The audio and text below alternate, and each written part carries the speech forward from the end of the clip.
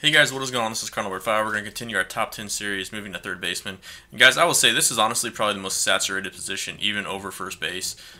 You'll look at some honorable mentions that I have coming up, and you'll just be like, how is this not on the top 10? It's just there are so many good third basemen, and some of them I kind of downgraded because of their defense. But you also have to remember that I account for secondary positions, whether or not they can play, at decent secondaries.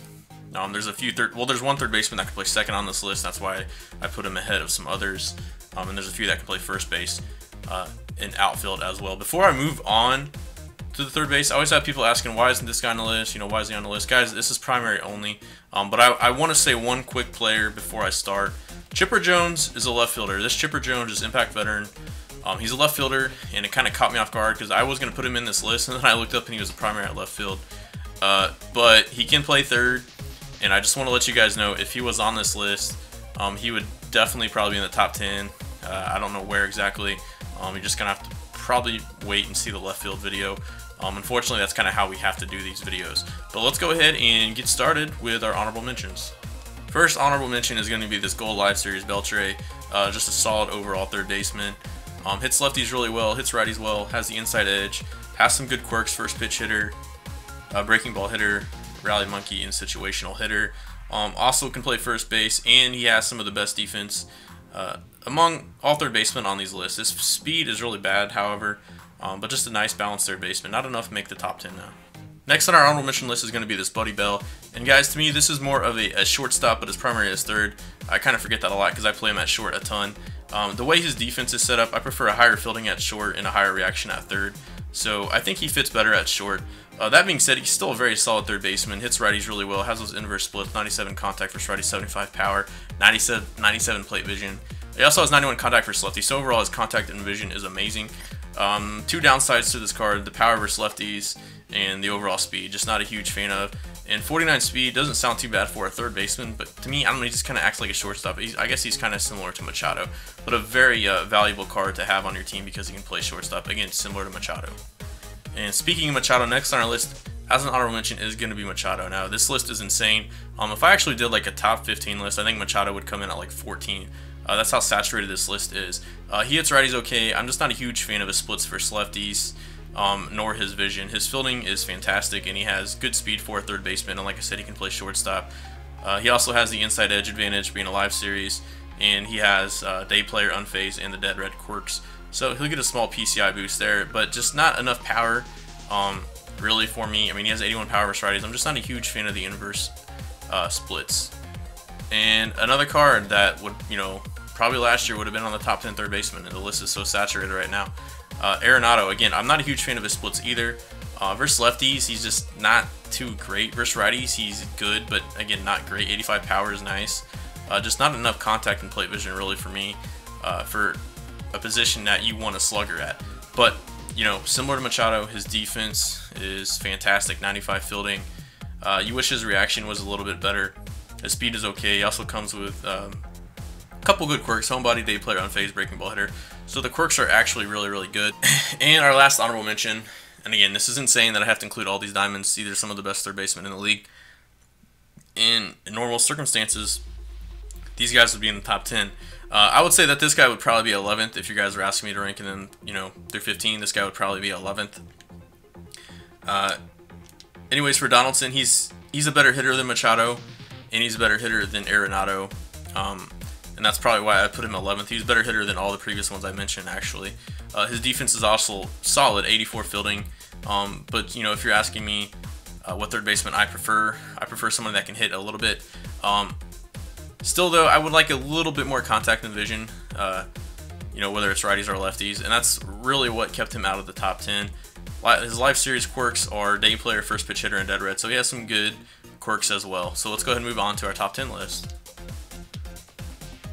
Coming at number 10, now I gave him the advantage over Arenado, Machado, and Donaldson because I like his hitting a little bit better. Although he has less vision, he has more contact than the other two, and he's more of a balanced hitter. He hits lefties really well, and he also hits righties good. His fielding, could be a little bit better, and if you guys put more of an emphasis on fielding, maybe you'll prefer the Donaldson or Machado or the Arenado. But I like, my third baseman to hit, really well. and that's what Bryant does. He hits really well. You also have to include the fact he has good speed of 65 fielding, but another reason I kind of put him, I wouldn't say over the other ones, it's just kind of an added bonus, is that he can play the outfield position in first base. So he comes in at number 10. Coming in at number 9 is this Edgar Martinez. Now, I really couldn't put him any higher, guys, because in my opinion, you don't want to play this card at third. He's more of a first baseman. But, you know, since we're keeping it to primaries, he comes in at number 9. Really, guys, it's just the defense holding him back. The hitting is just fantastic across the board. I would recommend putting this card at least on your bench or playing him at first if you don't have a first baseman that can hit this well. And it's unfortunate there's no DH in Diamond Dynasty, because I think a lot of us think of Edgar Martinez as one of the best DHs, if not the best DH of all time. You know, him and David Ortiz and Frank Thomas are up there. So it's unfortunate that they don't have a DH, but he comes in at number 9 on my list, mainly just because he can't play any defense. Coming in at number 8, and if Chase Headley only hit from one side, he probably wouldn't be number 8, but the fact he's a switch hitter, I value a lot. So he has good balanced hitting, you know, not as great as the Edgar Martinez, but, you know, he has 80s in 3 of his 4 main hitting categories. You wish division was a little bit better, but the fact he has, you know, 81 power versus righties, 84 power versus lefties, and he has good defense with above average speed, and he's a switch hitter, really not much more you can ask for. A very balanced third baseman, and he comes in at number 8. Coming in at number 7 is Molitor. Now, this card can flat out hit. He has inverse splits. Similar to Buddy Bell, you wish he had a little bit more power versus lefties, and you wish his fielding was a little bit better. But the one thing that really stands out to this card, I guess a few things, is his fielding, or not his fielding, but his speed and stealing is the best for any third baseman on this list, and he can play second base. No other third baseman, you know, on the top 10 or in my honorable mentions can play second base. I think the only other one that I had to leave off the honorable mentions because there wasn't enough room, was like the Anthony Rendon, but I would say this card is a lot better than the Anthony Rendon. So, you know, he adds a little bit more value to the fact he can play second base, and I would probably honestly prefer playing him at second base. And the speed and stealing is insane. Just a very unique card, and he comes in at number 7. Coming in at number 6 is this breakout legend, Boggs. Again, he kind of reminds me of Molitor, except he hits lefties a little bit better. He has more conventional splits for a lefty. Molitor had inverse splits. Now, I think he has some of the most contact and vision out of anybody on this game. 99 contact versus righties, 97 contact versus lefties, and 98 vision. And he has solid power as well. His stance is a little funky, he kind of crowds the plate, so if that kind of bothers you, just be warned that that could have an impact on your game. His fielding is really good, 81 fielding, 72 reaction, and 52 speed. Can't play any other positions, but a very solid hitting card nonetheless, and he comes in at number 6. So there's going to be kind of a 5A, 5B, and it's going to be the 2 Miggies. Now, I wouldn't necessarily say one is better than the other. It's really just kind of what you prefer. This Miggy has almost maxed out hitting, similar to the Martinez, but his fielding is a little bit better, so I gave him the slight advantage. Like this card, I think you could actually play him at third and do okay with 69 fielding, 65 reaction, 74 arm strength. The Edgar Martinez, that card is just terrible at third, and it's going to cost you a lot of runs. You can also play this card first compared to, you know, in comparison to the Martinez, and he's going to have a lot better defense at first, you know, kind of an average fielder at first. So I ranked him at number 5, and then we're also going to go over his rookie. Well, this technically isn't his rookie, I guess, but it's All-Star Year card. And it's really a matter of what you guys are looking for. If you want a card that has a little bit better defense and you're looking for somebody that can maybe play left field for you and has a little bit more speed, this is the card you probably want. If you're looking for a card that can, you know, only play first base for you, or you just want the maxed out hitting and take the defensive liabilities at third, and then go with the other Mickey. This Mickey doesn't hit quite as well, but like I said, he has a little bit better speed and fielding. His fielding actually is not too bad at all. 74 fielding. I mean, that's like having Chris Bryant's fielding, so it's not too bad at all. I think he could do just a fine job over at third base. And both these cards come in at 5A, 5B. Not necessarily, I don't think one is better than the other. It's just a matter of preference, but they're very similar. Coming in at number 4 is David Wright. And this has probably been one of my most favorite cards in the game. He hits righties really well, crushes lefties, has very good fielding. One thing that I really do like about this card, though, is the speed and stealing. He just gets the job done. I guess the one thing keeping him from out of the top 3 is his power versus righties. You'll see the next 3 have just tremendous power, but this card is very balanced, and I just really, if you have this card at third all year, you're doing fine. I mean, you really don't need to upgrade. It's just you're getting really nitpicky, but the next 3 are, I would say, definitely better. And coming in at number 3 Again, this was pretty close with the right, but I think Matthews is just a tad better because of his overall hitting. Yeah, his fielding isn't quite as good, but he has 75 fielding, 77 arm strength, 70 reaction, which I'd say is, average for a third baseman. He's going to get the job done over there, similar to that all-star Miggy. But the fact he can hit lefties better, hits lefties a little bit better than righties, but he's pretty much balanced, good vision. I just think he's a little bit better hitter than the right, but he also has a little bit better defense than the Miggies. Coming in at number 2, and now I thought this guy could play first, so let me guys know in the comments. I could have swore he had a secondary at first. Did they take that out or something? I'm not sure.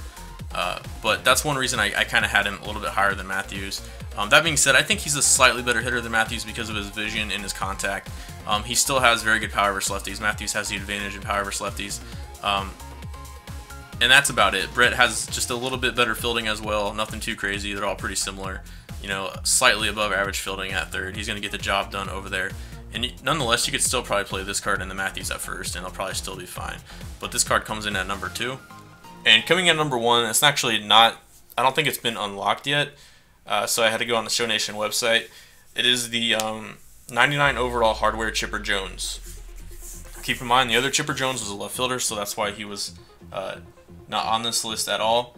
But this card just has it all. It has excellent hitting, and the fact he's a switch hitter gives him even that much more value. You wish his fielding was a little bit better, but compared to Matthews and Miguel Cabrera and the George Brett, his fielding is just about on par with those guys. So, but the fact he's a switch hitter, he's going to always have the advantage against the opposite-handedness. You're going to have just a millisecond more to see the pitches come in and time your pitches. This card can just flat out hit, and that's the reason he is number 1. Now, if his fielding was a little bit worse, like in the 60s, maybe I would have kept him out from being number 1. But to me, I think this is the best one in the game. Now, you can only get this card by exchanging the Pepe Alazar, which is going to take forever. And honestly, I don't know if it's worth it unless you're just not a fan of the Pepe Alazar. I'm not a fan. I don't know if I would exchange it. So, curious to see what you guys think. Do you guys think Chipper Jones is the best third baseman in the list? And is anybody going to plan to exchange the Pepe Alazar if they get him for the Chipper Jones or the Pujols? Anyways, I hope you guys enjoyed the list. This is Honourable 5 signing out.